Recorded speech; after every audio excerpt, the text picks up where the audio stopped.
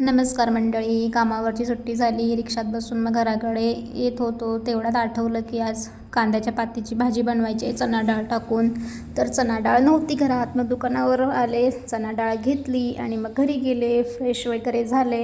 मग म्हटलं चणा डाळ थोडा वेळ भिजत ठेवावी. मग खूप भूक लागली होती, घरी खायला काही नव्हतं, टिफिन नेला नव्हता आणि सकाळचं पण काही उरलेलं नव्हतं, त्यामुळे घरी फ्रूट्स होते. म्हटलं एक पेर खाऊन घ्यावा, स्ट्रॉबेरी पण होती थोडी, मग ते खाल्ली आणि लगेच लागले कामाला. मग आज पातीची भाजी बनवायची होती, मग त्याची तयारी करून घेत होते. म्हटलं तोपर्यंत चिनू पण आला होता आणि इकडे तयारी वगैरे झाली होती. आपली भाजी झालेली आहे. फुल रेसिपी मी फेसबुकवर आणि यूट्यूबवर टाकलेली आहे, जाऊन आवर्जून बघा.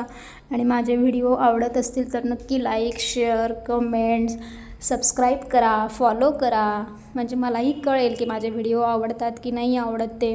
आणि मग नंतर आता कांद्याच्या पातीची भाजी केली आहे म्हटल्यानंतर भाकरी तर झालीच पाहिजे, कारण ती भाकरीसोबतच छान लागते, चपातीसोबत नाही आवडत आम्हाला. आणि आमच्या घरात तांदळाच्या भाकऱ्याच असतात, कारण आम्ही कोकणातले, त्यामुळे साहजिकच तांदूळ.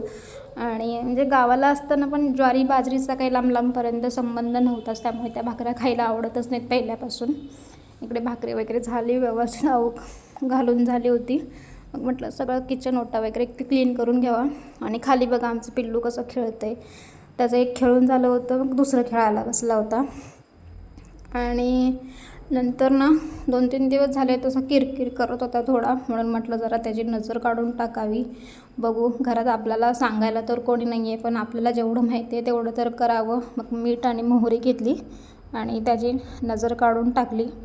तुम्ही तुमच्या बाळांची नजर कशी काढता अजून वेगळ्या पद्धतीने, तेही मला सांगा. आपल्याला पण माहिती असलेलं बरं असतं ना. आणि तव्यात टाकल्यावरती ना खूप घाण वास येतो. असं घाण वास आला की असं म्हणतात की खरोखरच नजर लागली वगैरे. मग खिडकी बंद होती किचनची, ती उघडून घेतली, कारण खूप जास्त वास येत होता. असं म्हणतात की जेवढा जास्त वास येईल तेवढी जास्त नजर लागली. सगळं झाल्याच्या नंतर जेवायला बसले. या सगळ्यांनी जेवायला.